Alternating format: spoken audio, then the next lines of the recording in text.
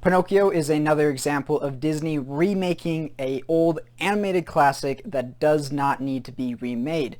Now, if you're going to remake a movie, you need to do something a little bit different with it. You got to make it unique. You got to make it feel like it belongs and it should be made.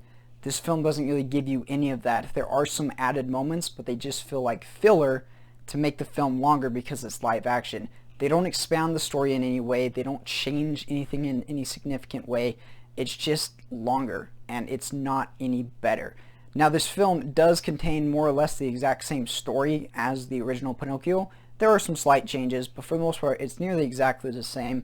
And so for that reason, it does have some nice messages to it.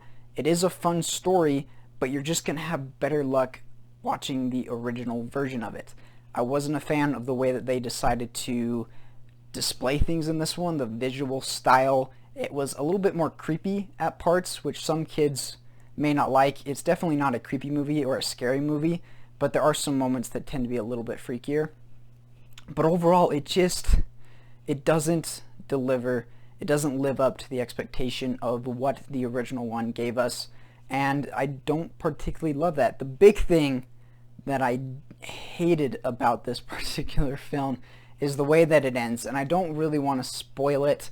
So I'm going to put a spoiler warning here real quick, so if you don't want any kind of spoiler for the film, then don't watch this. But it's the exact same storyline as the original one. So if you've seen the original, you're not really going to get spoiled here. The whole purpose of Pinocchio is the fact that he's a wooden puppet that goes on this crazy journey, learning right and wrong and all of these different things, eventually hoping to become a real boy. The issue with this film is he doesn't become a real boy at the end. Nothing changes with him. It's just this idea of, oh, as long as he believes.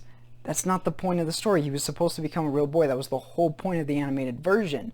And the fact that it doesn't even have that at the end of this film kind of ruined the whole thing. It just feels like you don't have that payoff and the whole reason for why you're interested in Pinocchio and in his story.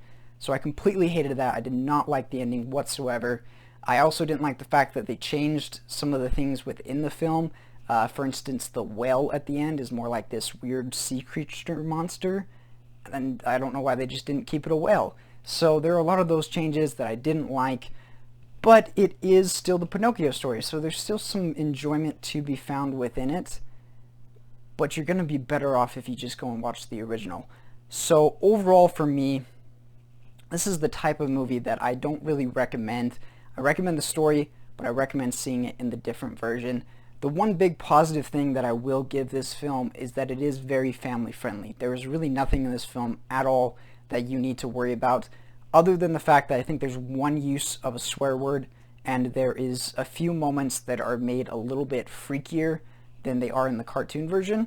Not scary by any means, but for some younger viewers it might be a little bit creepy. But that's really it. That's all that this film has to offer. And so for that reason, I'm going to go ahead and give this one a C-. Definitely not one of my favorite films of the year, but have you guys had the opportunity to see it? If you have, let us know in the comments what you thought. Be sure to check out my other reviews, and I will see you all in the next one.